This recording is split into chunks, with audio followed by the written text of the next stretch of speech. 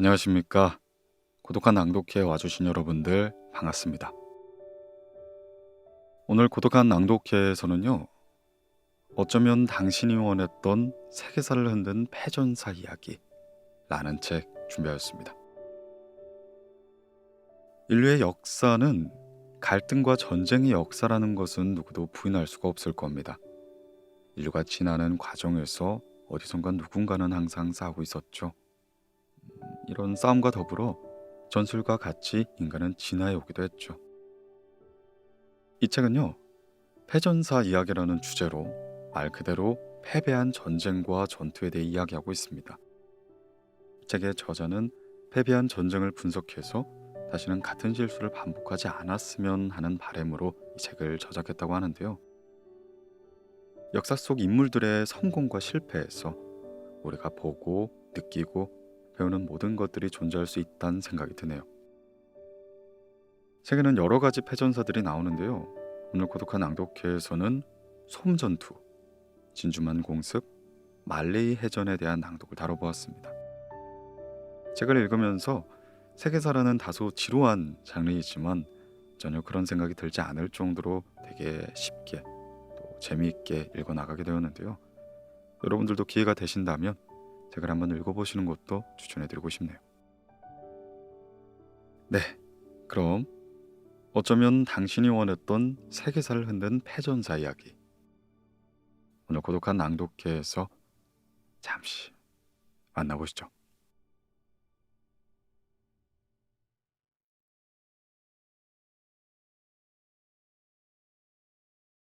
어쩌면 당신이 원했던 세계사를 흔든 패전사 이야기. 윤영범 지음, 출판사 북수고.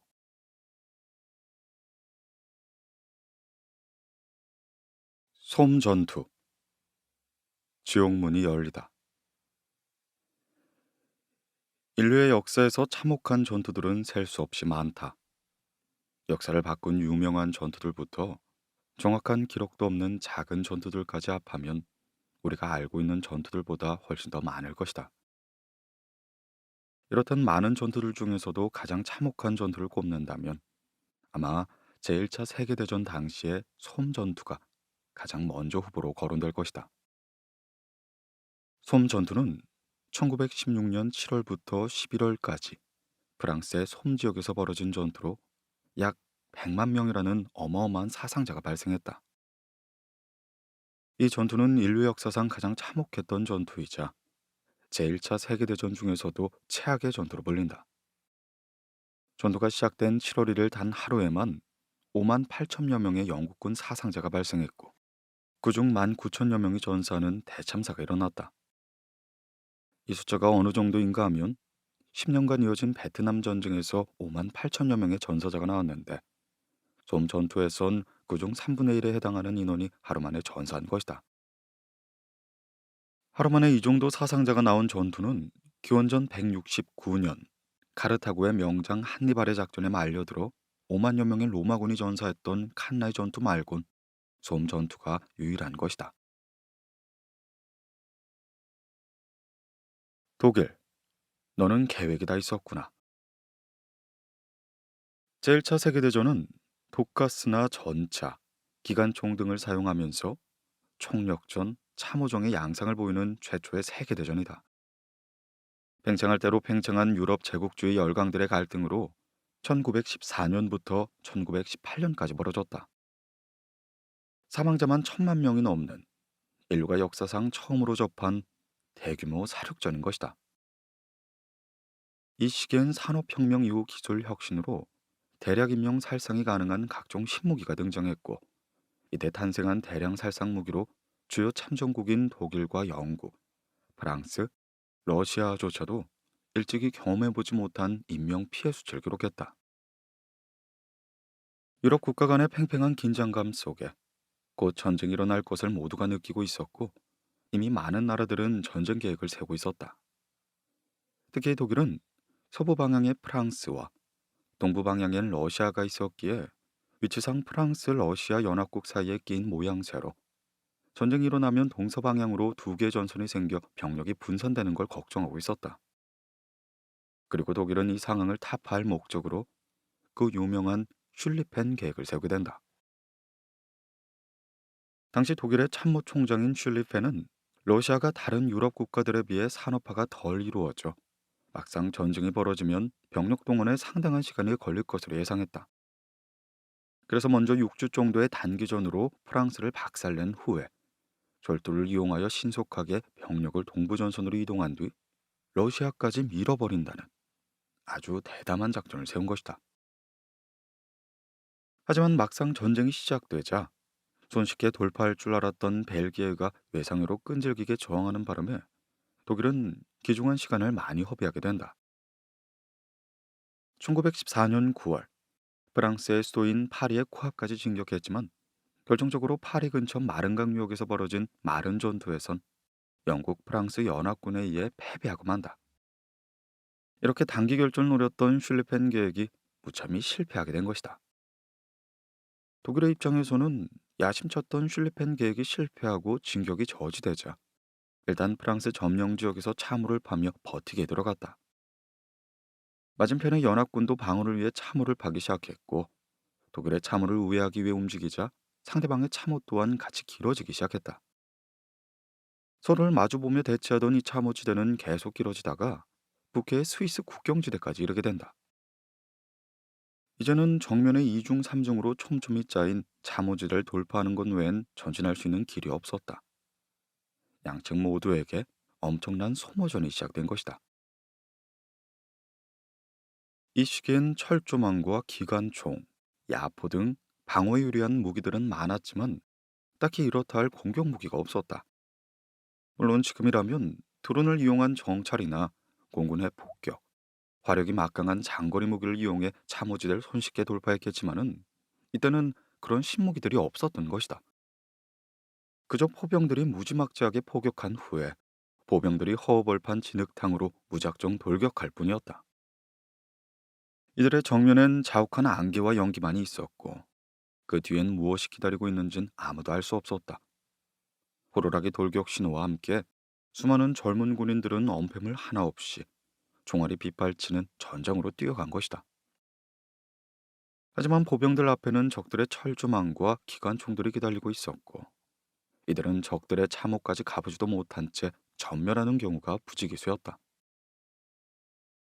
서부전선의 이런 소모적인 참호전 상황을 타개하기 위해 영국은 기존에 존재하지 않았던 신무기를 개발하기 시작했다. 바로 전차가 된다. 전차는 고착된 전선을 돌파할 수 있는 무기로 기대를 모았는데 대비 초반엔 큰 활약을 하지 못했다. 결국 지지부진한 서부 전선을 돌파하기 위해선 연합군과 독일은 서로 비슷한 전략을 세우게 된다. 바로 특정 장소를 점령하여 적군을 끌어들이고 그곳에서 병력을 소모하게 한다는 전략이었다. 독일은 그 결전의 장소로 프랑스의 요충지인 베르댕을 선택한다. 독일의 계획대로 베르댕에서 프랑스군은 괴멸에 가까운 병력 손실을 보았지만 독일군 역시 프랑스군만큼 엄청난 피해를 보게 된다. 이 베르댕 전투에서 독일군과 프랑스군의 희생자는 약 90만 명이었으며 누가 승자라고 할 수도 없는 끔찍한 사륙전이 벌어진 것이다.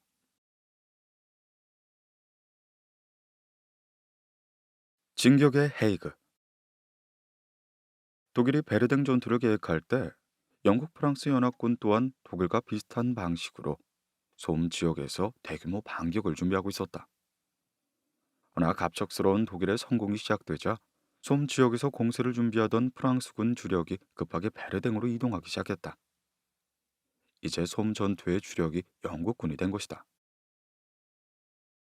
당시 영국군에는 저돌적인 스타일의 더글러스 헤이군 장군이 총사령관으로 있었다. 그런 독일과 마찬가지로 소음 지역에서 적의 전력을 최대한 소모하게 하는 작전을 세웠고 가능하면 서부 전선의 교착 상태를 끝내고자 하는 욕심이 있었다. 헤이그 장군의 계획은 간단했다. 보병 화력을 쏟아부어서 독일의 참호의 철조망과 기관총들을 철저히 무력화시킨 후에 보병들이 육탄 돌격을 하여 참호를 점령하는 것이다. 이어서 포병들이 두 번째 참호 방어선에 포격을 가하면 또다시 보경이 돌격하는 그런 작전이었다. 아마도 당시의 장비와 기술로는 이것이 최선이었을지도 모른다. 잘못된 전술이라고는 할 수는 없지만 아군 포병의 위력과 적들의 준비 태세 등을 사전에 계산하지 못한 변수들이 너무나 많았던 것이다. 1916년 7월 1일 오전 7시 30분, 드디어 영국 프랑스 연합군은 요란한 호루라기 돌격 신호와 함께 안개 속을 뚫고는 적의 진지로 돌격하기 시작했다. 헤이그 장군의 계획에 따라 영국과 프랑스의 24개 사단, 75만 명의 대병력이 동원되었고, 약 일주일 동안 독일군 참호진지엔 사전 포격으로만 300만 발이란 무지막지한 포탄을 퍼부었다. 엄청난 포병 지원 사격을 본 연합군 보병들은 이내 기세가 올라가기 시작했다. 그들 모두는 압도적인 승리를 예상한 것이다. 참호를 호기롭게 뛰쳐나오던 연합군 보병들은 이미 포병들의 적의 진지를 다 박살냈으니 느긋하게 돌격할 생각을 하고 있었다. 심지어 포병들이 다 박살내버려서 자기들이 가도 할 것이 없지 않겠느냐는 농담까지 할 정도였다. 하지만 영국군의 이런 허세는 오래가지 못했다. 예상과는 달리 일주일간 엄청난 포격을 받고도 독일군의 기관총과 참호들은 거의 다 살아남아 있는 것이었다. 공격 개시 첫날에만 무인지대에서 약 19,000여 명의 영국군이 말 그대로 떼죽음을 당했다.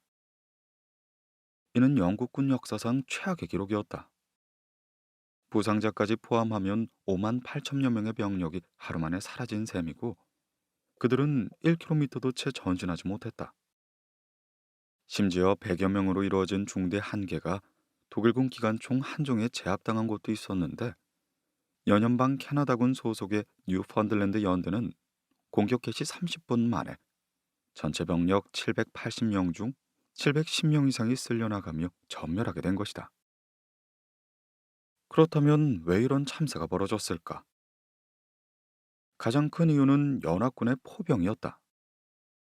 연합군 포병이 쏜 포탄들이 품질 불량으로 불발탄이 많았고, 부정확한 포격으로 목표를 파괴하지 못한 것도 많았다.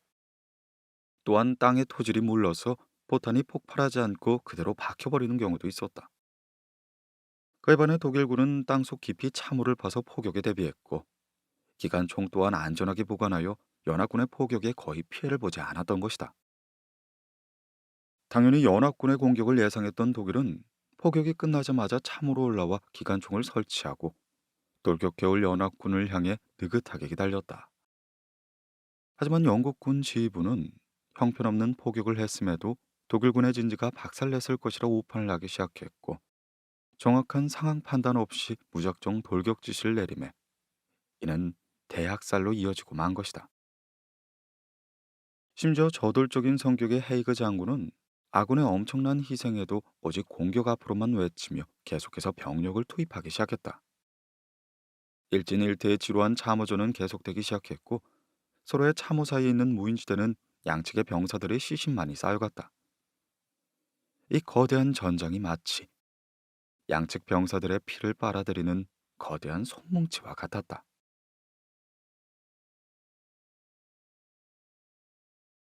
노 맨즐랜드. 이후 4달간이 이어진 솜 전투로 그들은 혹독한 피해 대가를 치르게 된다. 이 전투에서 영국군은 약 42만 명, 프랑스군은 약 20만 명, 독일군은 약 50만 명으로 총 100만 명이 넘는 사상자가 나왔다. 연합군은 전략적 가치도 없이 겨우 10km 정도를 전진했고, 고작 이 10km 안에는 100만 명이란 어마어마한 사상자가 발생했다. 이들은 참호 안에 숨어있는 적들을 효과적으로 죽이기 위해서 독가스와 화염 방사기 같은 끔찍한 무기 사용 또한 서슴지 않았다. 하지만 군 지휘부는 아랑곳하지 않았다. 죽어나간 병사의 수만큼 신병을 보충했고, 이 병력이 다 죽으면 또 다른 신병을 밀어넣은 것이다. 이런 솜 전투를 지휘한 양측의 지휘관들은 애국을 앞장세워 학살을 저지르는 전쟁 범죄자나 다름이 없었다. 한바탕 전투가 끝나면 양측 모두 잠시 멈추고 썩어가는 시신을 정리하며 중앙을 다시 무인지대로 만들었다. 지진 정리가 끝이 나면 다시 전투를 벌이는 듯 그들은 이같이 말도 안 되는 지옥 같은 일생을 4달이나 반복한 것이다. 오죽하면 전투를 할 수 있는 정령기의 남자들이 더 이상 남아있지 않음에 전쟁이 끝났다는 말이 있을 정도였다. 전쟁이 시작될 때만 해도 금방 끝이 날 줄 알았다. 많은 젊은이가 민족주의와 애국심, 전쟁에 대한 막연한 낭만에 빠져 너도 나도 지원하였고, 오히려 전쟁이 지원하지 않은 젊은이들은 겁쟁이란 취급을 받았다. 하지만 전쟁의 대가는 처참했다. 제1차 세계대전이란 지옥에서 살아 돌아왔지만 수많은 사람이 불구가 되어 여생을 살아야만 했다. 처음 겪어보는 끔찍한 전쟁의 참상은 후유증을 남겼고 그들의 남은 인생마저 지옥에서 보내야 했던 것이다.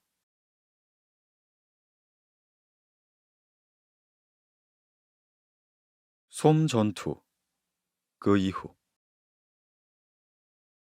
이같이 수많은 사상자를 낸 전투였지만 한편으론 영국군의 참호전 전투 능력을 상승하는 계기가 되었고 세계 최초의 전차인 마크1이 데뷔하기도 했다. 이 전차라는 신개념 무기의 출현은 독일군에게 큰 충격을 주게 된다. 이 역시 나름대로 효과도 있었지만 초창기 모델이라는 많은 결함과 잦은 고장으로 결정적인 활약은 하지 못했다. 또한 솜 전투는 베르댕에서 독일군의 압력을 악화하였고 결국 프랑스군에게 승리를 가져다 주었다. 독일군은 베르댕과 솜에서 엄청난 병력을 잃고 서부 전선의 패색이 짙어졌지만 이는 영국과 프랑스 연합군도 기진맥진하긴 마찬가지였다. 이렇게 치열했던 1차 세계대전의 여파로 세계 질서는 재편성되기 시작했다.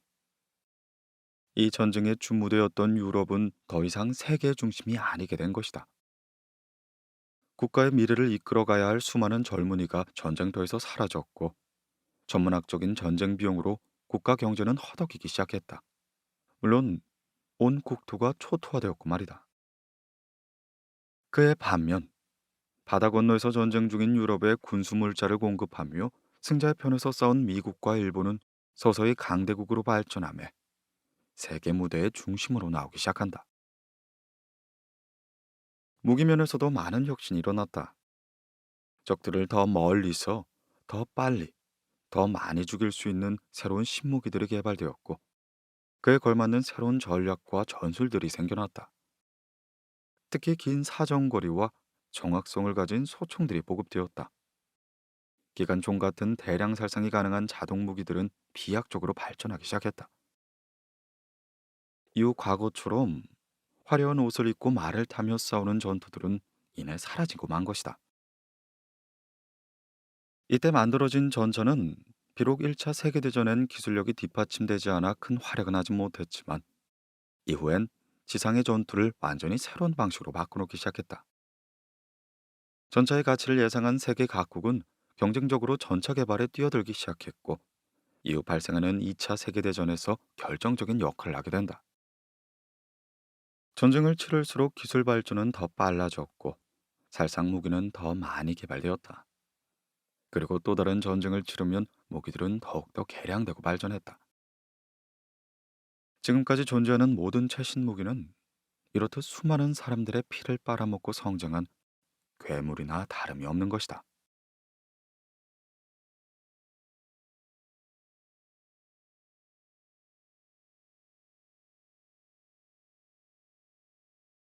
진주만 공습, 잠자는 사자의 코털을 건드리다. 진주만 공습은 미국이 제2차 세계대전에 참전하는 계기가 된 사건으로 세계 전쟁사에서도 유명한 사건 중의 하나이다. 제1차 세계대전 때와 마찬가지로 미국이란 거인이 제2차 세계대전에 뛰어들면서 전쟁의 양상은 크게 바뀌게 된다. 일본, 세계 무대에 진출하다. 러일 전쟁 등에서 이기며 제1차 세계대전의 승전국이었던 일본은 열강의 대열에 합류하기 시작했다.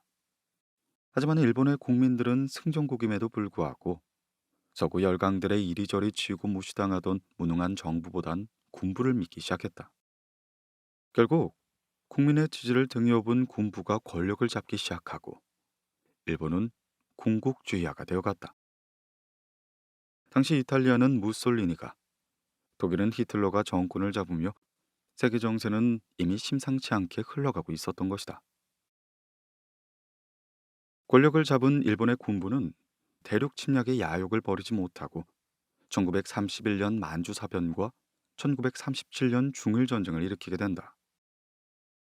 이 중일전쟁에서 중국은 수도였던 난징까지 함락되어 밀리고 있었는데, 당시 중국 국민당 지도자 장제스는 내전으로 싸우고 있었던 공산당과 국공 합작까지 이루며 일본에게 끈질기게 저항하기 시작했다. 이에 일본은 본격적인 전시체제에 들어가며 대규모 군대를 중국에 파병하기 시작했다. 미국과 영국, 프랑스 등의 전통적인 서구 열강 등은 이제 막 세계 무대에 진출해 걸음마를 걷기 시작한 변두리 국가 일본의 이런 난동이 별로 마음에 들지 않았다. 일본이 동남아시아까지 눈독 들이기 시작하자 서구 열강 등은 필리핀, 말레이시아, 인도 차이나 등에서 자신들의 영향력이 줄어들까봐 걱정하기 시작한 것이다. 하지만 이때는 이미 2차 세계대전이 시작되며 프랑스와 네덜란드 등이 독일에 점령된 상태였고, 독일과 힘겹게 싸우던 영국은 아시아 쪽에 신경 쓸 여력이 없었다.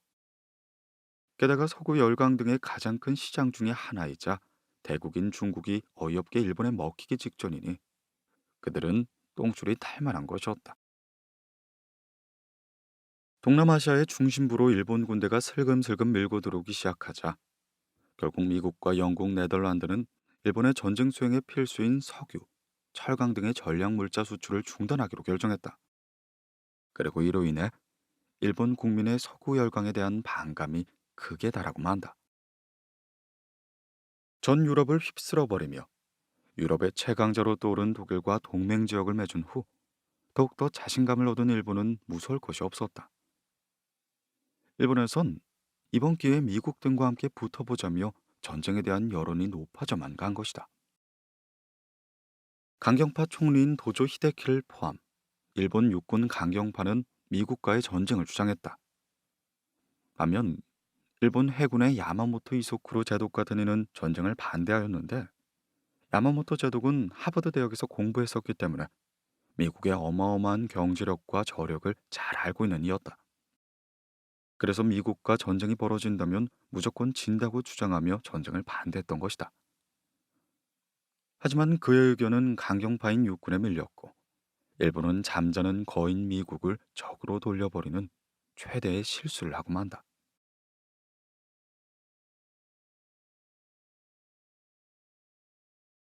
일본의 선택.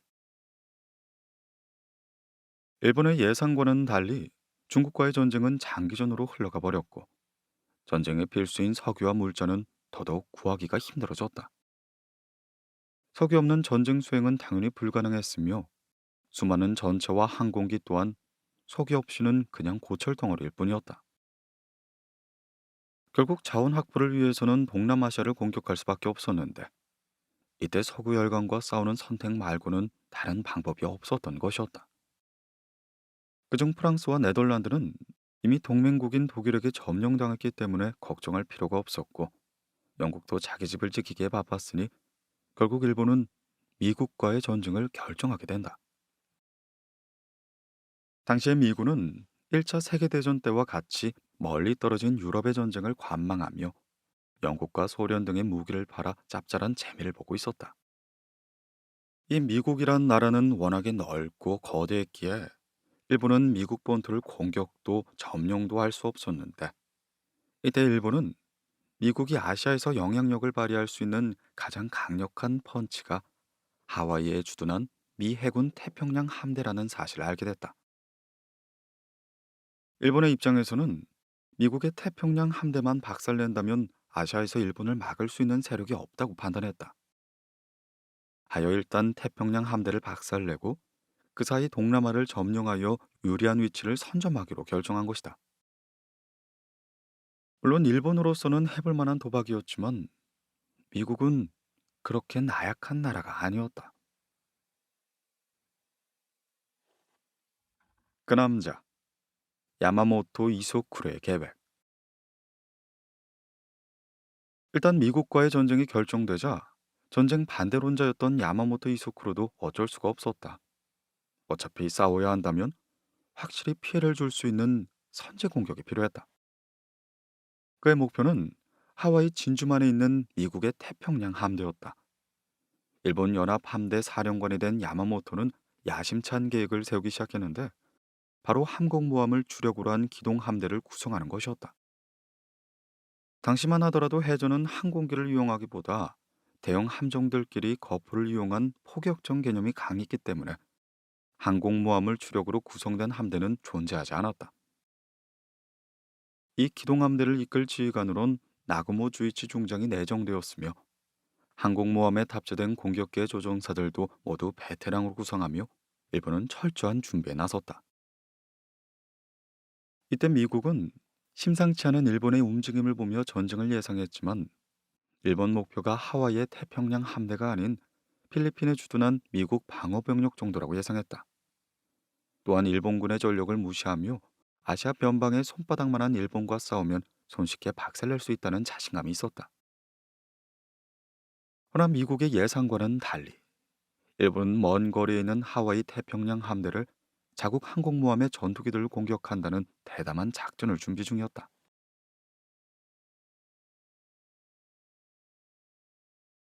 암호명 도라 도라 도라. 1941년 11월 26일 드디어 6척의 항공모함을 대동한 일본의 기동부대가 미국의 첩보망을 피해 은밀히 출발하기 시작했다. 일본 기동부대의 최우선 목표는 미국의 항공모함들이었다. 하지만 진주만은 예상과는 달리 미 해군의 항공모함이 없다는 첩보를 들은 야마모토 제독은 매우 실망하게 된다. 그러나 두 번째 주요 목표인 전함들은 진주만에 집결해 있었고 이 대형 전함들 역시 놓칠 수 없는 먹음직스러운 목표들이었다. 진주만엔 총 8척의 전함과 3척의 중순 양함이 정박해 있었다. 야마모토는 선전포고 30분 후 진주만을 공격하기로 결정했다.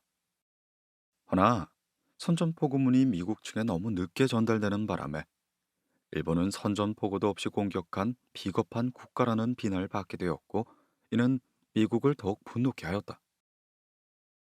결국 선전포고문이 전달되지 못한 채 1941년 12월 7일 후치다 미스오 중자가 지휘하는 1차 공격대 183기가 요란한 엔진 소리를 내며 진주만을 향해 출격하게 된다. 오전 7시 53분 희한할 정도로 아무런 방해도 없이 무사히 진주만에 상공한 1차 공격대는 기암 아카이에게 기습 성공을 알리는 암호를 보내게 된다. 돌아 돌아 돌아. 한편 평화로운 일요일 아침을 맞이하던 진주만의 미군들은 전혀 방어 준비가 되어 있지 않았었다. 막강한 병력이 주둔한 태평양 함대 기지인 진주만이 설사 공격당하리라곤 상상도 하지 못한 것이었다. 사실 일본군의 1차 공격대는 오아후 섬 약 180km 위치에 이르렀을 때 미군의 레이더에 탐지되었다. 하지만 이 레이더는 시험 가동 중이었고 초보 운용병들은 레이더에 나타난 비행체들이 마침 하와이로 들어오던 아군 폭격기 편대라고 오해하고 보고조차 하지 않는 치명적인 실수를 저지른다.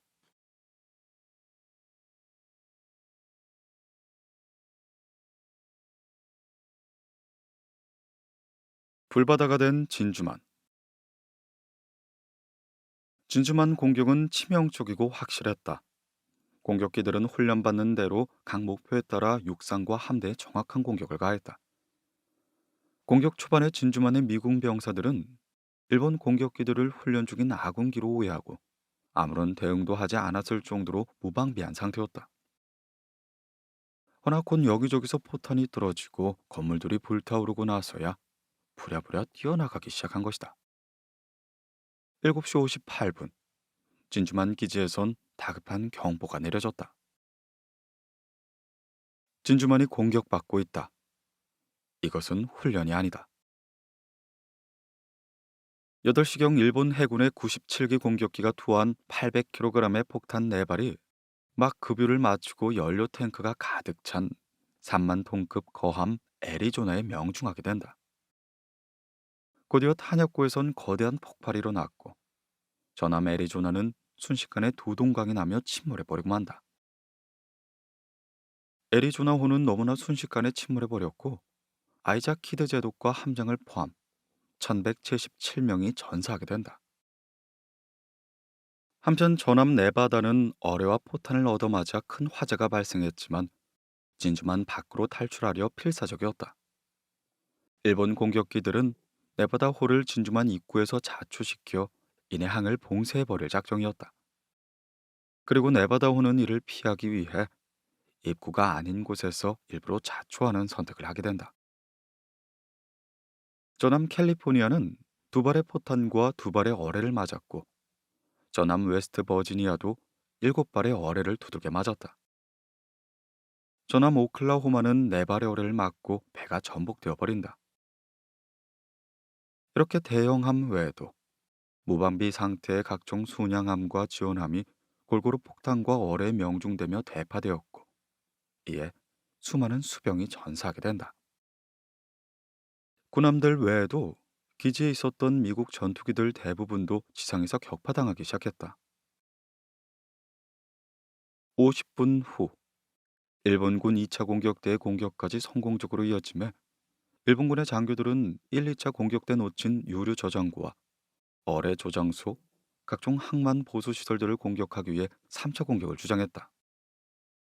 그러나 조심성이 많은 나구모 제독은 더 이상 모험을 할 필요가 없다고 판단하며 공격을 중지하게 된다. 만약 이때 3차 공격이 가해져 진주만의 나머지 기반 시설들이 파괴되었다면 태평양에서 미국의 회복 기간은 훨씬 오래 걸렸을 것이고 그만큼 일본은 아시아에서 좀 더 확실한 기반을 잡았을 것이다. 하지만 물론 그렇게 되었다고 해도 분노로 꼭지가 돌아버린 미국이었으니 일본은 질 수밖에 없는 운명이었다. 전시체제로 돌입한 미국이란 나라가 일본이 무슨 짓을 해도 이길 수 있는 상태는 아니었던 것이었다.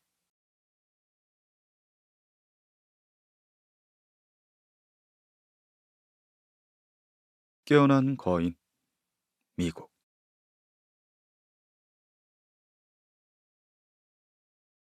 진주만 공격으로 약 2,300여 명의 미군이 전사하고 1,100명여 명의 군인이 부상을 당했다. 태평양 함대 소속 19척의 각종 대형 함선이 침몰하거나 자초되었고 188개의 비행선이 격파되어 태평양에서 가장 강력했던 해군이 전력을 잃어버렸다. 하지만 이 진주만 공격은 일본의 완벽한 승리라고는 말할 수가 없다. 일본의 입장에서는 중요한 목표인 미군의 항공모함을 격침하지 못했고 진주만의 거대 유료 시설과 항만 시설도 나구모 중장 덕분에 건재한 것이었다. 진주만으로 들어오던 미 항공모함 엔터프라이즈는 운 좋게 하루 늦게 입항해 화를 면하게 되었는데 이후 엔터프라이즈의 호는 태평양 해전에서 큰 활약을 하게 된다. 진주만의 항만 시설들이 멀쩡했던 덕분에 피해를 본 미군의 전함들은 금방 수리되게 되었고 태평양 함대가 다시 일어나는데 큰 역할을 하게 된다. 하지만 무엇보다도 일본의 가장 큰 오판은 미군의 의지였다. 일본 군부는 진주만 공격이 성공하면 유리한 위치에 서 있는 미국과 싸울 수 있고 주 협상 테이블에서도 유리할 것이라 예상했지만 미군은 절대 협상 테이블에 나갈 마음이 없었다. 오히려 선전포고도 없이 공격을 당해 분노한 미군은 이내 전시체제로 돌입하며 바로 어마어마한 무기 생산 능력을 기동하기 시작한 것이었다. 이전까지 미국에게 2차 세계대전은 남의 전쟁이라고 여기며 수수방관해왔지만 진주만 공습을 계기로 미국은 일본의 동맹인 독일의 선전포고를 하며 제2차 세계대전에 참전하게 된다. 그리고 이는 전쟁의 흐름을 완전히 바꿔놓게 된 것이다.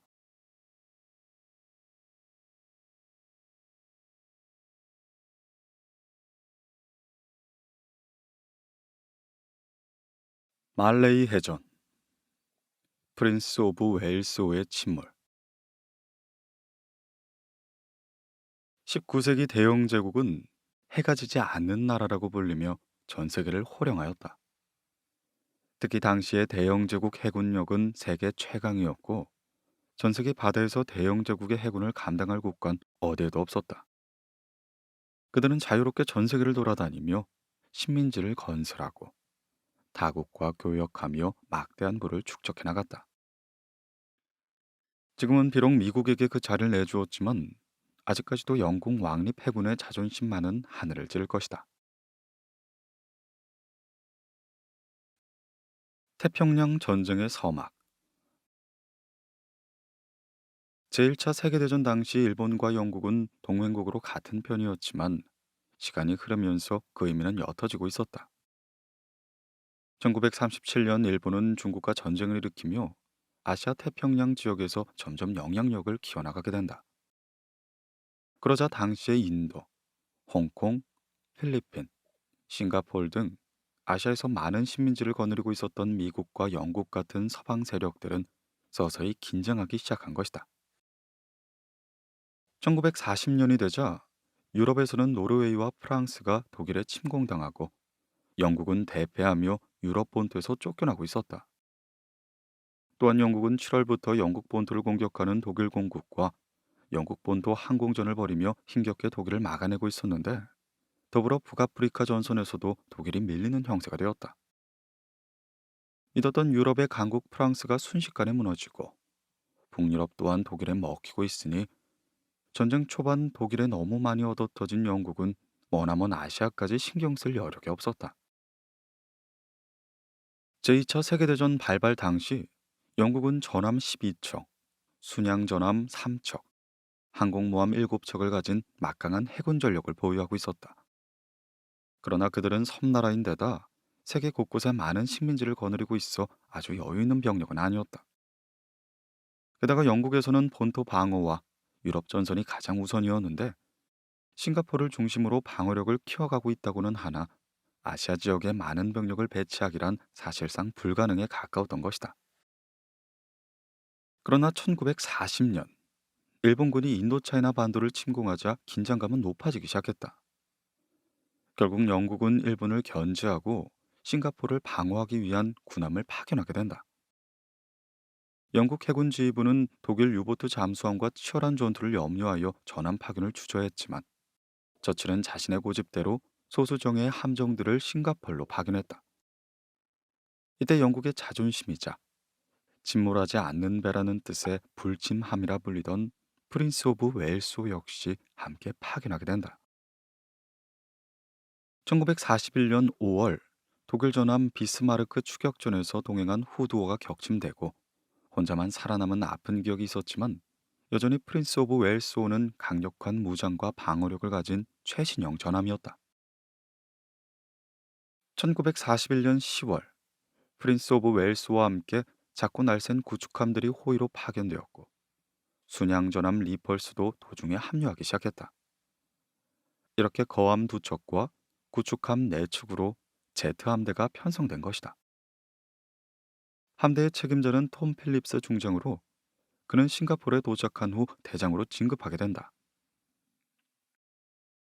그렇게 1941년 12월 2일 긴 항해 끝에 무사히 제트 함대는 싱가포르에 도착하게 되었다.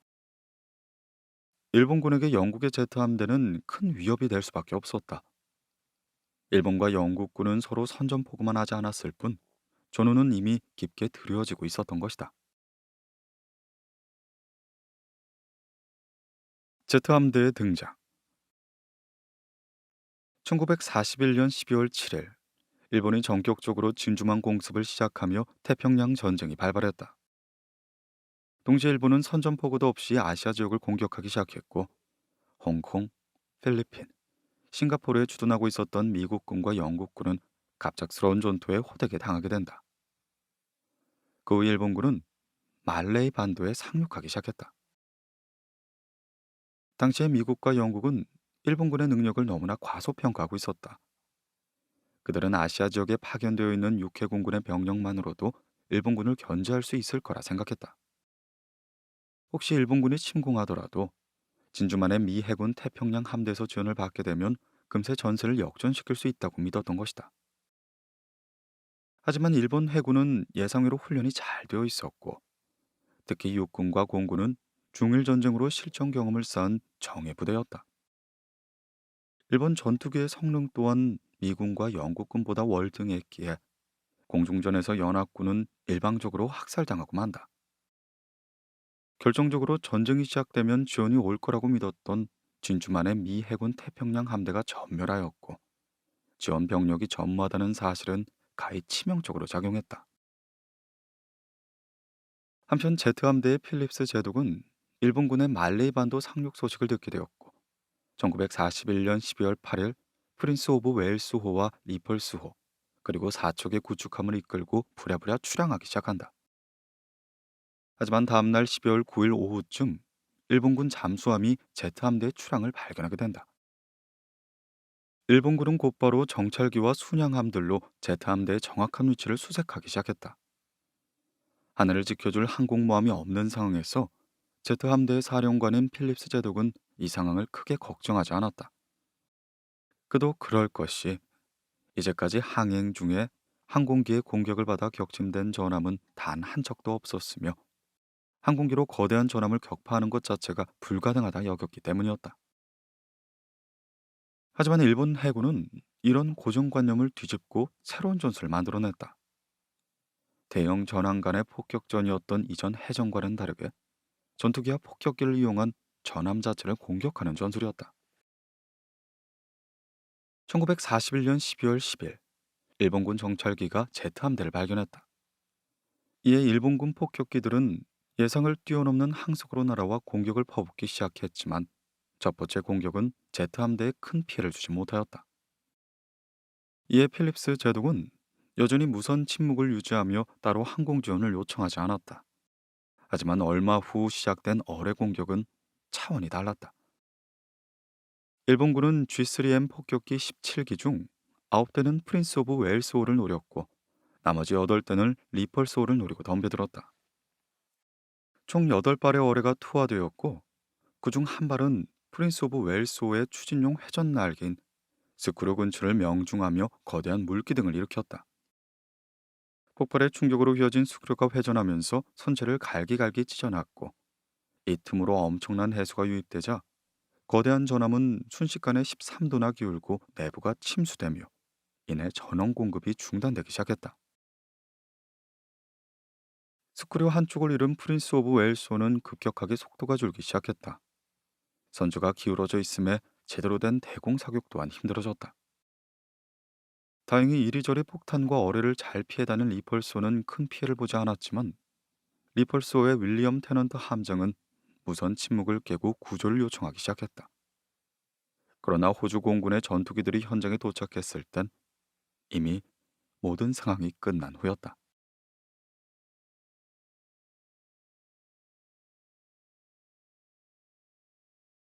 프린스 오브 웨일스호의 침몰. 같은 날 12시 20분경 일본군의 추가 공격이 시작되었다. 영국의 자존심인 프린스 오브 웨일스호는 일본군 조종사들에게 최고의 사냥감이 된 것이다. 26대의 일본군 폭격기들이 영국군 전함 두 척의 숨통을 완전히 끊기 위해 다시금 몰려들기 시작했고 이번엔 프린스 웨일스호와 리펄스호 모두 우는 따르지 않았다. 프린스 오브 웨일스호는 다시 세 발의 어뢰 공격을 받았고 이때까지 함장의 뛰어난 조합술로 잘 피해 다니던 리펄스호 또한 폭격기 20대의 집중 공격으로 인해 5발의 어뢰를 얻어맞게 된다. 리펄스호는 격렬히 반격하여 2대의 적기를 격추했지만 결국 12시 33분 리펄스호는 침몰하고 만다. 한편 만신창이가 된 프린스 오브 웨일스호도 끈질기게 저항했지만 추가로 날아든 일본의 포탄이 가판을 명중하며 완전히 숨통이 끊어지게 된다. 하필 이 한 발의 포탄은 임시 의무실로 사용하던 가판에 떨어지게 되었고 이곳에 있던 200여 명의 의무병과 부상병들이 대부분 사망하고 만 것이다. 필립스 제독은 배를 포기하고 탈출하라는 태안 명령을 내렸다. 그리고 13시 20분경 영국의 자존심이라 불리던 프린스 오브 웨일스호는 이내 침몰하고 만다. 두 척의 대형 함물 침몰과 함께 영국군 840명이 전사하였고 영국군의 완패로 끝이 난 것이었다. 사령관이었던 필립스 제독은 프린스 오브 웨일스와 운명을 함께했고 함장인 존 리치 대령 또한 그 자리에서 전사하고 만다. 다음날 이 소식을 들은 처칠은 놀라서 입을 다물지 못했다. 전함 두 척을 동시에 잃은 것도 모자라 한 적은 영국이 자랑하는 최신의 함정이었다. 게다가 일반적으로 두들겨 맞았다가 침몰했다는 소식에 영국 내부는 더욱더 난리가 난 것이다.